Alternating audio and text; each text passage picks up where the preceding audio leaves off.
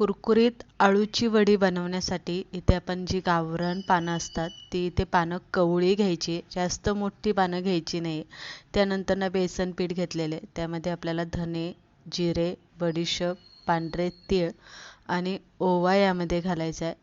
2 चमचे किंवा 1 चमचा चिंच गुळाची चटणी यामध्ये घालायची. 1 चमचा पिठी साखर घालायची. चवीप्रमाणे मीठ, हळद, हिंग, लाल तिखट घालायचे. एवढंच आपल्याला यामध्ये घालायचं आहे.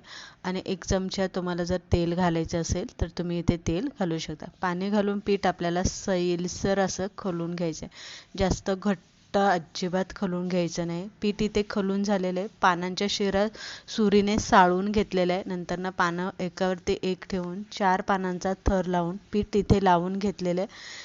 पुढच्या साईडने फक्त दुमटून घ्यायचं आहे आणि रोल चांगला घट्टसर इथे बनवून घ्यायचा आहे. रोल बनवून तयार झाले की कढईमध्ये पाणी ठेवलेले आहे. चाळणीवरती रोल ठेवून फक्त 10 मिनटं रोल अर्धवट कच्चे रोल आपल्याला इथे उकडून घ्यायचे. म्हणजे पूर्ण रोल असे शिजून घ्यायचे नाही, तर थोडंसं असं ओलसर पीठ राहिलं पाहिजे, ज्यामुळे आपली अळूची वडी तेलात तळताना अजिबात सुटत नाही आहे.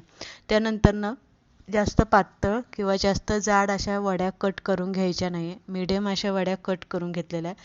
तळताना गॅस मोठा ठेवायचा आहे. तेल चांगलं तापलेलं पाहिजे. मग अळूची वडी त्यामध्ये सोडायची. म्हणजे अळूची वडी तेलामध्ये अजिबात सुटत नाही आहे. कुरकुरीत अशी अळूची वडी इथे तळून घ्यायची. हलकासा सोनेरी कलर आला की तेलातनं काढून घ्यायची. बघू शकताय अर्धवट कच्ची तळल्यामुळे अळूची वडी अजिबात तेलामध्ये सुटलेली नाही आहे आणि छान अशी कुरकुरीत सुद्धा तळली जाते आणि पानांचा कलर अजिबात काळपट पडत नाही. तर छान अशी हिरवीगार अळूची वडी आपली इथे बनवून तयार झालेली.